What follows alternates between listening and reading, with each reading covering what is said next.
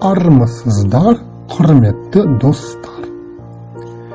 Бүгінгі хабарымызды француз ғалымы Шарль Луи де Монтескьенің саяси көзқарастарына арнаймыз. Монтескье Бордоның оңтүстігінде Ла Брет қамалында дүниеге келді. Оның әкесі дворяндар тегінен шықты және кавалерия капитаны болды. Монтескьенің әкесінің інісі танымал заңгер еді. Монтескьенің өзі де оның жолын қууға тиіс болатын. Тынымсыз оқудан соң ол табысты заңгер болса керек еді. Бірақ ондай өмір оны қызықтырмады. Оны эксперименталдық ізденістер саласы көбірек қызықтырды. Бордо академиясында ол анатомияны зерттеу бойынша сыйлық тағайындады. Және өзі де дауыс желбезегін, жаңғырықтың себептерін, массаның қасиеттерін және тағы басқаларды зерттеуге арналған бір қатар ғылыми еңбегін ұсынды. Нағыз танымалдыққа ол өз заманындағы француз өмірін, абсолютизмді, монархияның тым орталықтандыруын, қатаң цензураны сынаған парсы хаттары деп аталған еңбегін жасырын атпен жариялаған соң ие болды. Монтескье құқықтың тарихи мен философиясы бойынша еңбектерін де жариялады. Бұл еңбектерде ол француз конституционализмнің теориялық принциптерін қарастыруға ерекше назар аударды. Осы туындыларда Монтескьенің Еуропада жалпыға бірдей монархия құру идеясына айқын қызығушылығы байқалады. 1728 жылы ол француз академиясының мүшесі болып сайланды. Осы жылы Монтескье Еуропаға саяхатқа аттанып, Германияға, Австрияға, Венгрия мен Италияға, Голландияға барды. Азаматтарының еркіндіктеріне кепілдік беретін конституциясы өзін таңғалдырған Англияда да болды. Дегенмен Монтескье ағылшындардың парламент жүйесінің жемқорлығын айыптады.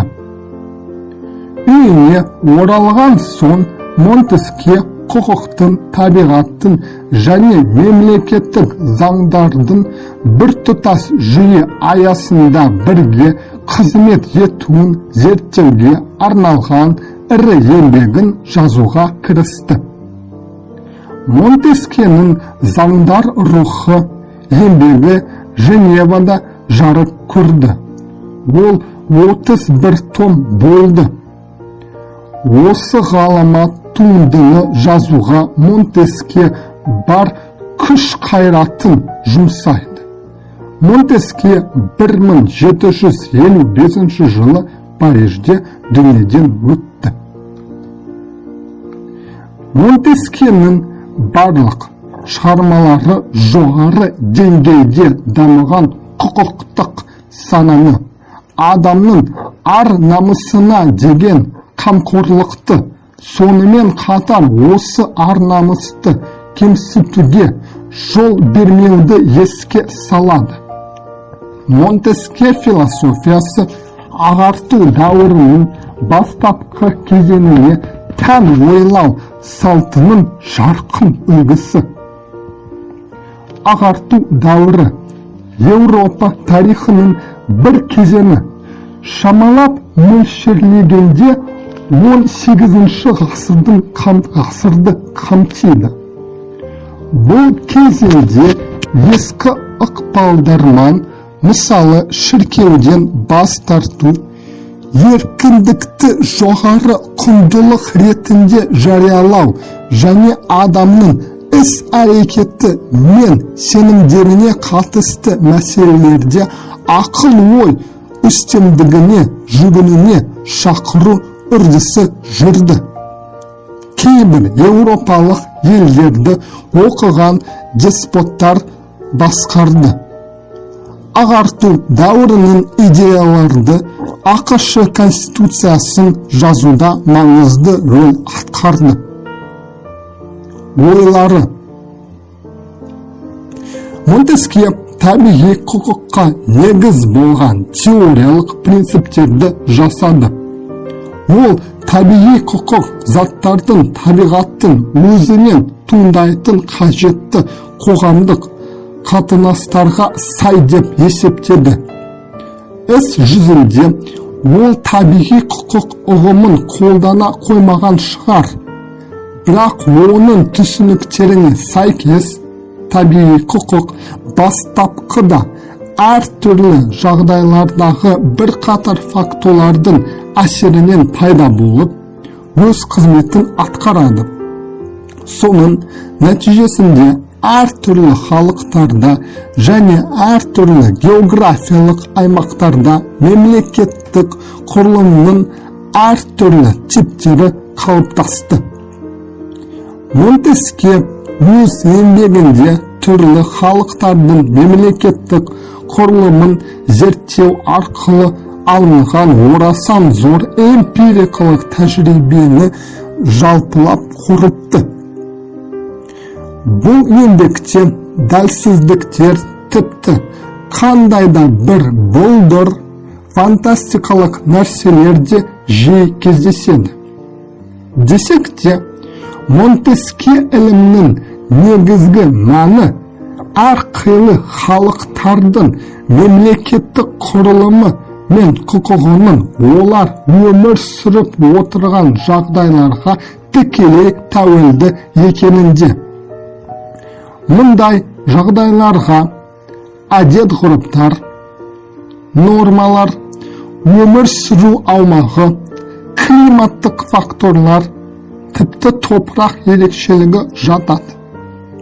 Монтескье жасаған екінші қорытынды абсолюттік монархияның Франция конституциясын өрескел бұзғаны соншалық қоғамның қарапайым адамдарының еркіндігі тіпті мүмкін болмай қалды.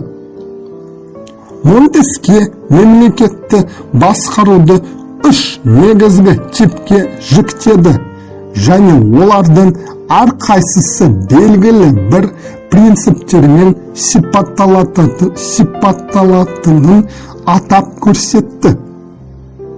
Республика өз азаматтарының азаматтық адамгершілігіне тәуелді. Монархия өз әскерлерінің ар-ожданына тәуелді. Деспотизм қол астындағылардың үрейі мен құлдығына тәуелді. Ол республика шағын, монархия орташа, деспотизм ірі мемлекет болуы тиіс деп есептеді. Монтескье абсолюттік монархияны деспотизм формаларының бірі деп есептеді. Француз деспотизмі король мен халық заңды қолданушы арасын байланыстырушы аралық билік құрылымдарын толығымен жойды. Монтескьенің негізгі мақсаты қоғамдағы еркіндікті өзіне тәуелді еткен жағдайларды қарастыру және талдау еді. Ол осы еркіндікті Францияда қайта қалпына келтіргісі келді.